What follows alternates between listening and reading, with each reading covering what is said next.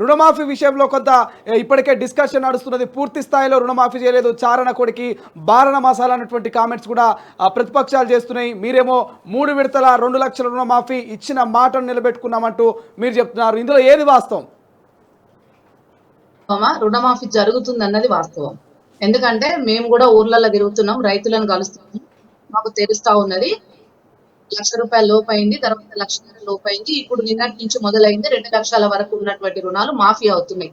ఎక్కడైనా ఏదైనా టెక్నికల్ సమస్య, సాంకేతిక పరమైనటువంటి సమస్యల వల్ల కావచ్చు, ఇంకేదైనా ఇతరత్ర కారణాల వల్ల అర్హులైనటువంటి రైతులకు రుణాలు మాఫీ జరగకపోతే మా అందరి దృష్టికి తీసుకురమ్మని చెప్పేసి గౌరవ ముఖ్యమంత్రి గారి దగ్గర నుంచి మొదలుకొని మంత్రులందరూ కూడా చెప్పడం జరిగింది.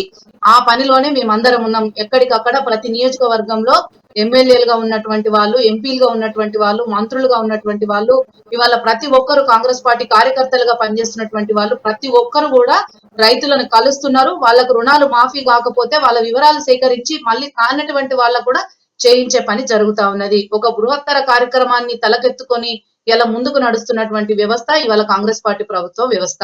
అందులో గౌరవ ముఖ్యమంత్రి రేవంత్ అన్న గారు, ఇతర మంత్రివర్గం అంతా కూడా కలిసి ఇవాళ తీసుకున్నటువంటి ఒక గొప్ప సాహసోపేత నిర్ణయం, రాహుల్ గాంధీ గారు ఇచ్చినటువంటి హామీని నెరవేర్చే దిశగా, వరంగల్ రైతు డిక్లరేషన్ లో ఇచ్చిన హామీని దిశగా అడుగులు వేస్తూ సక్సెస్ఫుల్ గా ముందుకెళ్తున్నటువంటి సందర్భం.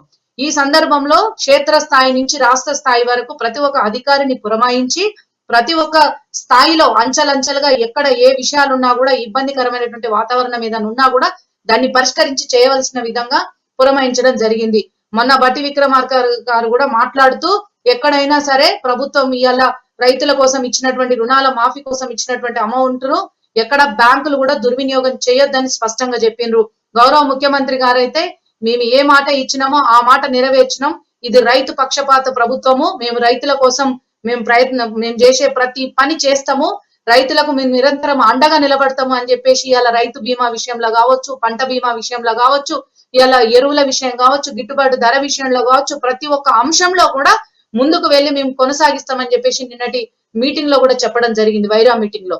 ఇలా అంచెలంచెలుగా ఒక పద్ధతి ప్రకారం, ఒక సిస్టమాటిక్ గా ఇలా రుణమాఫీ అనేటువంటిది చేస్తా ముందుకు పోతా ఉన్నది కాంగ్రెస్ ప్రభుత్వము. ఇది చూసి ఓర్వలేక వాళ్ళు ఇష్టం ఉన్నట్టు మాట్లాడుతున్నారు. రైతు భరోసా పేరు మీద మేము ఏదైతే చేయాలనుకున్నామో దాని అర్హులైన రైతులను ఎంపిక చేసేటువంటి ప్రయత్నం జరుగుతుంది.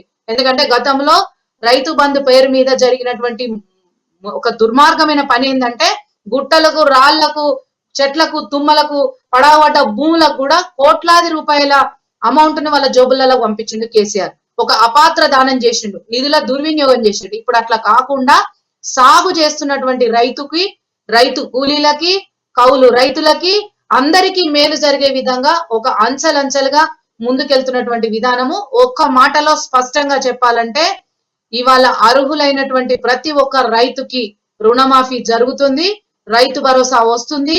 ప్రతి రైతు కళ్ళల్లో సంతోషాన్ని చూసేటువంటి దిశగా ముందుకు పోతా ఉన్నది. ఈ విషయాన్ని హరీష్ రావు ఏదైతే సవాల్ విసిరిండో ఖచ్చితంగా నిన్న మా రేవంత్ అన్న చెప్పినట్టుగా వచ్చి రాజీనామా చేయాలి. రాజీనామా చేయకుండా ఇవే కళ్ళబొల్లి ముచ్చట్లు చెప్పుకుంటూ మళ్ళా కోడిగుడ్డు మీద ఈకలు వీకినట్టు ఇంత స్పష్టంగా, ఇంత పారదర్శకంగా, ఇంత క్లియర్ గా రైతు రుణమాఫీ వ్యవస్థ ముందుకు నడుస్తా ఉంటే దాన్ని ఇంకా అబాస్పాలు చేసే దిశగా పోతే మాత్రం ఖచ్చితంగా తెలంగాణ ప్రజలు, తెలంగాణ రైతులు బుద్ధి చెప్తారు. చిత్తశుద్ధి నిరూపించుకుంటే, నిజంగా మీకు అంత చిత్తశుద్ధి ఉంటే సవాలు విసిరినట్టుగా వచ్చి రాజీనామా చేయండి. అసలైన తొలి వెలుగు. ఫాలో వాట్సాప్ @తొలి వెలుగు official.